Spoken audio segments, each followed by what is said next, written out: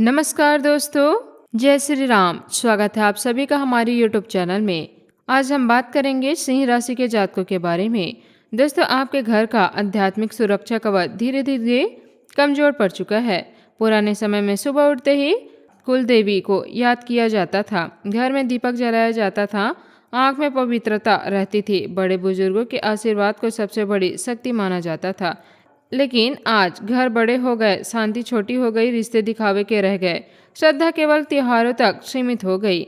सुबह भजन की जगह मोबाइल की आवाज गूंजती है, बच्चों के साथ बुजुर्गों के पैर छूने का समय नहीं है, तुलसी के पास धूल जमी रहती है। जब घर के भीतर सम्मान खत्म होने लगता है, अब शब्द बढ़ने लगता है और गुस्सा हर समय हवा में घुला रहता है, तब घर का सुरक्षा कवच टूटने लगता है।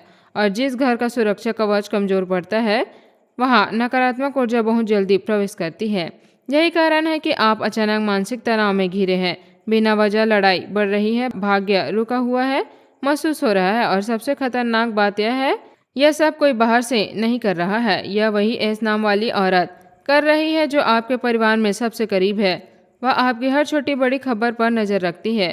कौन खुश है, कौन परेशान है, यहाँ पैसा आ रहा है, कहाँ नुकसान हो रहा है, यह सब उसे पता रहता है। वह आपके सामने चिंता करती है, लेकिन भीतर ही भीतर आपकी हर असफलता देखकर संतोष लेती है। जब आपका काम रुकता है तो उसके चेहरे पर एक अजीब संतोष आती है। जब घर में तनाव बढ़ता है तो उसके मन को शांति मिलती है। जून के बाद यह सब और खतरनाक होने वाला है। इस राशि में प्रवेश कर रहे हैं, सेहत स्थिति की ओर बढ़ेगी, लेकिन अगर नकारात्मक होती हुई दिख रही है तो मजबूत और जिद्दी होगी। घरेलू बातों को भगवान और संवाद में गहराई लाएगी, लेकिन अगर नकारात्मक सोच का प्रभाव होगा तो छोटी छोटी बातें भी बड़े झगड़ों का रूप ले सकती है।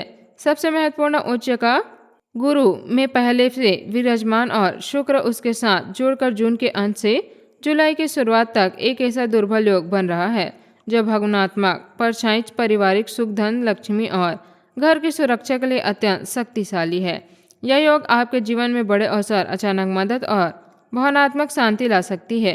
गुरु इस राशि में उच्च का होकर परिवार, माता, घर की नींव और भावनात्मक सुरक्षा के क्षेत्रों को मजबूत करती है।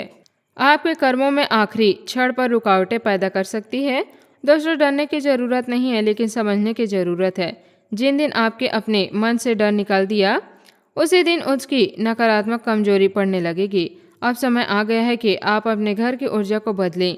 सुबह घर में हल्का भजन चलाएं, शाम को एक दीपक जरूर जलाएं, रसोई को पवित्र रखें, शब्दों को कम करें, अपने माता पिता और बुजुर्गों के साथ बैठे, उनके आशीर्वाद हल्के में, जरूरतमंद की मदद करें, भूखे को भोजन दे, पशु को रोटी खिलाएं। अपनी योजनाओं और सुरक्षाओं को हर किसी के सामने मत खोलिए, खासकर इस नाम वाली औरत के सामने, क्योंकि कुछ लोग केवल आपकी जिंदगी की खबरें जानना चाहते हैं ताकि भीतर ही भीतर आपकी खुशियाँ से जल सके। अपने मन को मजबूत बनाइए, सुबह उठते ही भगवान का नाम ले, 5 मिनट शांत बैठें, अपने मन को यह महसूस कराएं कि आप अकेले नहीं हैं, ऊपर वाला हर पल आपके साथ खड़ा है। कुल देवी देवता को याद करें, अगर संभव हो तो उनके स्थान पर श्रद्धा से जाएं, घर में प्रेम और सम्मान बढ़ाएं।